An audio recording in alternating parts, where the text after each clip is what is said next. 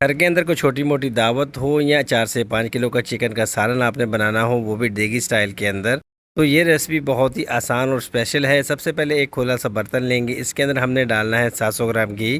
گھی کے ساتھ یہاں پہ ہم ڈالیں گے اس کے اندر 1 کلو پیاز بھی۔ پیاز کو ہم نے براؤن کر لینا ہے، اس کے بعد اس کو نکال کے سائڈ پہ کر لیں گے۔ اس کے بعد اسی گھی کے اندر ہم نے ڈال دینا ہے 4 سے 5 کلو چکن، اور چکن کے ساتھ ہم یہاں پہ لہسن، ادرک اور سبز مرچ جو ہے کٹی ہوئی اس کے اندر ڈالیں گے۔ تینوں چیزوں جو ہے یہاں پہ میں نے 100 گرام لی ہے۔ اس کے بعد اس کے اندر ہم نے پاؤڈر مسالے ڈال دینے ہیں۔ پاؤڈر مسالے میں جو ہے ڈسکرپشن میں لکھ دوں گا۔